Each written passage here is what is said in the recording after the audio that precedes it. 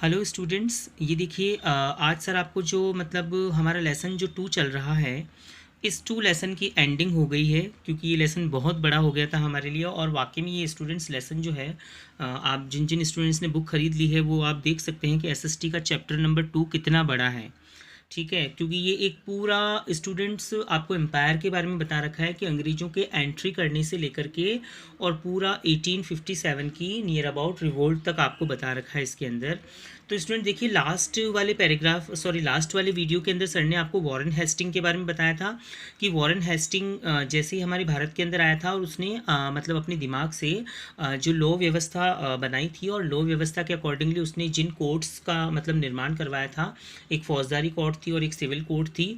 तो स्टूडेंट देखिए कि बाद में जब दूसरे अंग्रेज अधिकारियों को, जो बड़े अंग्रेज अधिकारी थे वॉरेन हेस्टिंग से ऊपर, तो उनको जब इस तरीके से लगा था कि वॉरेन हेस्टिंग ने बंगाल का जो नेतृत्व है, बंगाल की जो शासन व्यवस्था है उसको एक प्रॉपर तरीके से मतलब नहीं चलाया है, तो उनको वापस से बंदी बना करके यूरोप भेज दिया गया था। अब वॉरेन हेस्टिंग के बाद क्या हुआ स्टूडेंट, तो वो आगे सर आज आपको समझा रहा हूँ और ये हमारा लेसन आज फिनिश हो जाएगा। तो देखिए स्टूडेंट, वॉरेन हेस्टिंग ने जब कोर्ट एस्टेब्लिश कर ली और उसके बाद उनको जब वापस यूरोप भेज दिया गया, तो कुछ लॉज नए नए और बनाए गए थे। इन लॉज को लेकर सभी धर्मों की अपनी अपनी राय और उनके मत साबित हुए थे। 11 पंडितों को मिलाकर, अब देखिए हमारे वहाँ पे जो हिंदू मुस्लिम की जो कम्युनिटी थी स्टूडेंट्स, तो 11 पंडितों को मिलाकर के एक कमेटी बनाई गई थी और उन 11 पंडितों को बोला गया था कि भाई आप हिंदू धर्म से रिलेटेड अपने लॉ और कानून को बनाएंगे और उनका प्रचार प्रसार उनको लोगों तक फैलाएंगे। जबकि मुस्लिम लॉज अलग से बनाया गया था स्टूडेंट। जब मुस्लिम लॉज बनाया गया था तो उसका फ़ायदा एक अंग्रेज जनरल अधिकारी ने उठाया। अब स्टूडेंट्स क्या हुआ था कि हमारे 11 पंडितों ने मिलकर के तो हमारा हिंदू लॉज से रिलेटेड जो भी कानूनी व्यवस्था थी उनको बना दिया था। जबकि जो मुस्लिम लॉ अलग से बनाया गया था, उस मुस्लिम लॉ के स्टूडेंट मतलब जो एक तरीके से आप ये कह सकते हैं कि उस मुस्लिम लॉ को बनाने के बाद उसकी जो मुस्लिम लॉ के जो गवर्नर अपॉइंट किए गए थे, जो अधिकारी अपॉइंट किए गए थे, कोर्ट में बैठने वाले जो जज अपॉइंट किए गए थे, वो एक अंग्रेज अधिकारी को ही बना दिया था। तो उस अंग्रेज अधिकारी ने इन मुस्लिम लॉज का बहुत सारा स्टूडेंट फ़ायदा उठाया था। 1773 के अंदर एक नया सुप्रीम कोर्ट और बनाया गया स्टूडेंट्स। तो 1773 में एक न्यू सुप्रीम कोर्ट की स्थापना और की गई थी अंग्रेजों के द्वारा।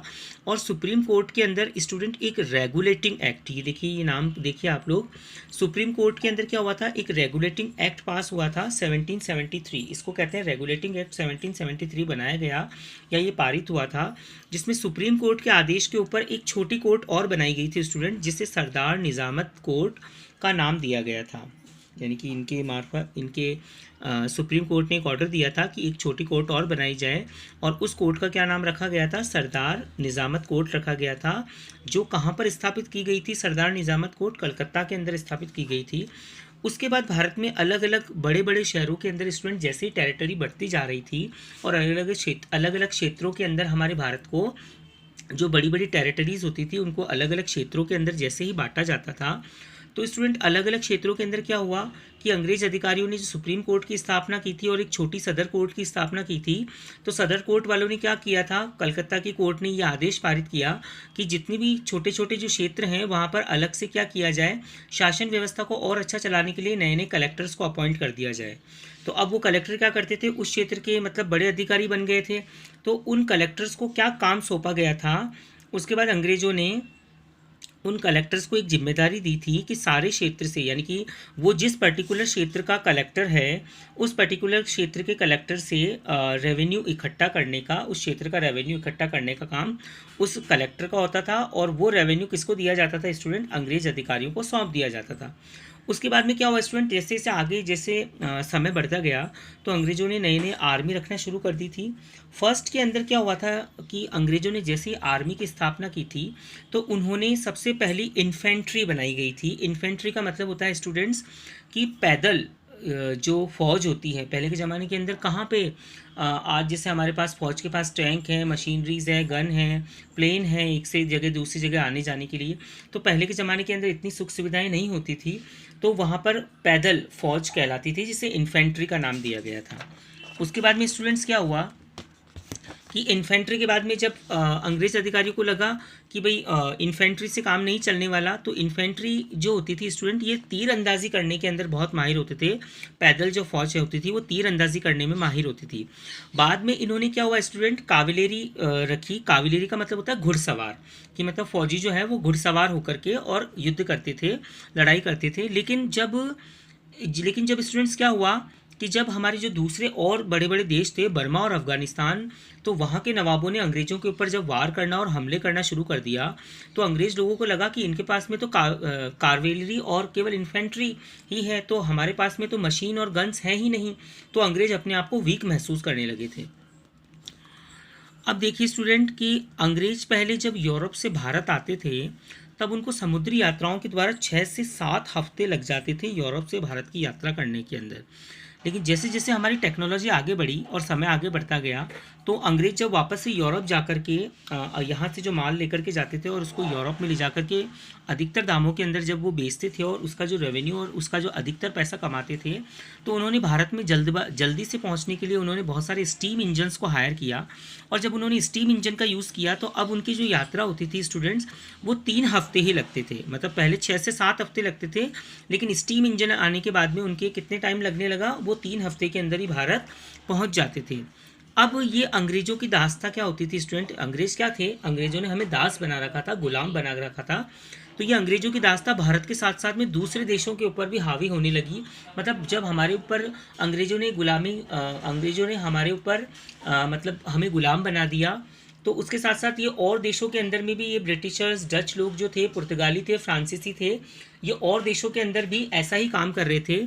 तो स्टूडेंट्स, अफ्रीका के जो लोग होते थे, ये बेचारे, मतलब एक तरीके से आप ये कह सकते हो कि आज भी अगर हम आज की इस मॉडर्न ज़माने के अंदर थोड़ा सा पीछे चलें, आज से 25-30 साल पहले अगर हम लोग जाएं, तो स्टूडेंट्स आज से 25 से 50 साल पहले तक अफ्रीका इतना डेवलप नहीं है।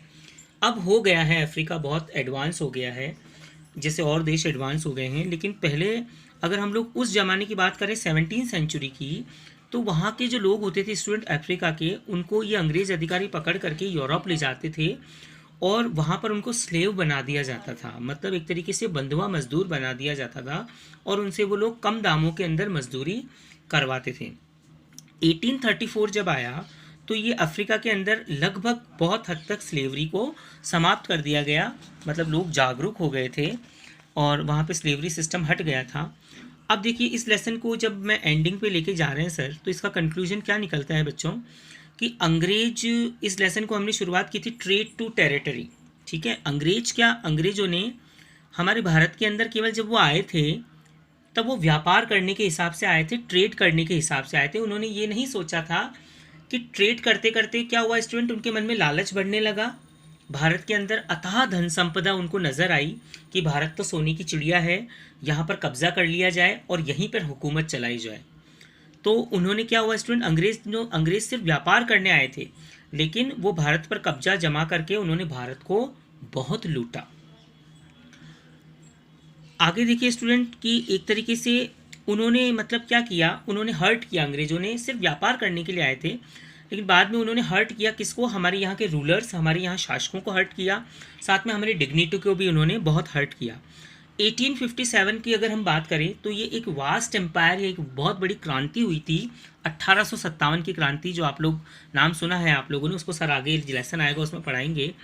तो ये जो हमारा पूरा भारत था ना स्टूडेंट, अगर मैं आपको देखिए इस तरीके से समझाऊं कि ये जो हमारा स्टूडेंट देखिए, हमारा ये जो पूरा इंडिया था, अब हमारे इस पूरे इंडिया के अंदर से आप ये देख लीजिए कि इतने हिस्से के ऊपर, नियर अबाउट 65% हिस्से के ऊपर जितनी भी टेरिटरी हमारे बंदरगाह थे जहाँ से व्यापार होता था, उनके ऊपर इन ब्रिटिशर्स का कब्जा था एक तरीके से। बाकी के ऊपर हमारे शासकों का कब्जा था, लेकिन अधिकतर कब्जा किसने जमा लिया था स्टूडेंट, इन अंग्रेज़ों ने, ब्रिटिशर्स ने जमा लिया था। तो ये लेसन आज हमारा ख़त्म हो गया है स्टूडेंट्स, और आई होप मैंने जितने भी इसके वीडियो दिए हैं, नियर अबाउट इसके 9 से 10 वीडियो मैंने आपको दिए हैं।